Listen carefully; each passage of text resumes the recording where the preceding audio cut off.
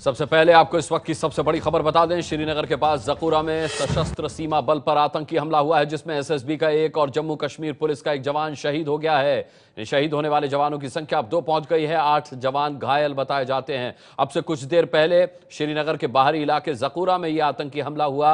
SSB की बस पर यह हमला किया गया, ताबड़तोड़ फायरिंग की गई। हमारे साथ इस वक्त हमारे संवाददाता आसिफ कुरैशी जुड़ रहे हैं। आसिफ, क्या अपडेट है? देखिए अनुराग, अब इस हमले के बारे में जो जानकारी आ रही है उसके मुताबिक जकोरा में तकरीबन 7 बजे के करीब 2 हमलावरों ने इस पे हमला किया था, जिसमें 6 गाड़ियां थी। उसमें एक बस जो पहले चल रही थी तो उसको निशाना बनाया गया और तकरीबन 2 हमलावरों ने ताबड़तोड़ फायरिंग की, जिसमें तकरीबन 50 से 60 गोलियां चलाई गई, जो कि ठीक ड्राइवर के सामने से मारी गई।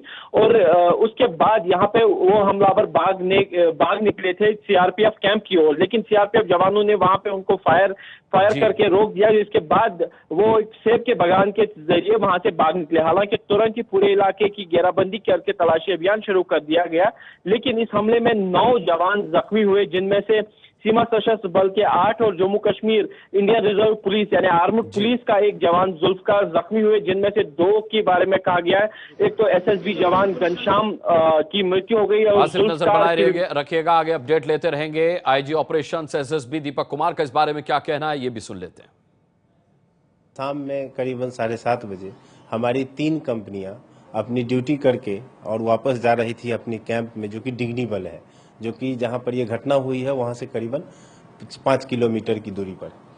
और ये जकूरा नामक जगह पर थाना से करीबन 400-500 मीटर आगे ये घटना हुई। गली से वो बासिंदे का इलाका है, वहां पर पॉपुलेटेड एरिया है। और एक जो हमारी 6 गाड़ियों में हमारी ये जा रही थी कॉन्वॉय वापस, जो हमारी 3 कंपनियां थी, उसी में से एक गाड़ी जो थी उसमें गली से निकल के 2-3 लड़के करीब आए और उन्होंने ब्रस्ट फायर किया गाड़ी पे। और उसके बाद वो लोग फिर वहां से पीछे उसी गली की तरफ भागे। हमारे लड़कों ने जवाबी फायरिंग की है। काफ़ी देर तक फायरिंग चलते रही, 15-20 मिनट तक। और बाद में हमें देखा गया कि हमने देखा कि हमारे 8 जवान घायल हैं और एक हमारे शहीद हो चुके हैं। घनश्याम गुर्जर नाम है, राजस्थान के रहने वाले हैं।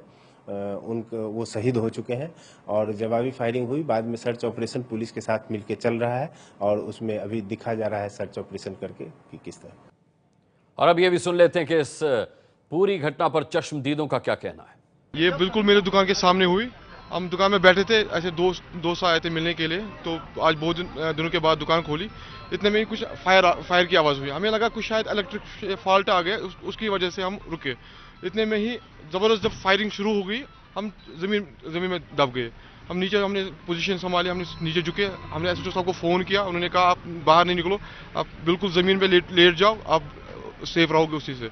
फिर कम से कम मुझे लगता है 500-600 राउंड चले। उसके बाद हम वहीं पे रहे और उसके बाद कुछ टाइम के बाद हमने दुकान बंद की। जब हमें लगा कोई अब हलचल नहीं हो रही है, फिर हम ऐसा निकले और दुकान के पीछे जो घर है वहाँ पे बैठे। ये बिल्कुल मेन सड़क पे, मेन रोड पे, बिल्कुल मेन रोड पे।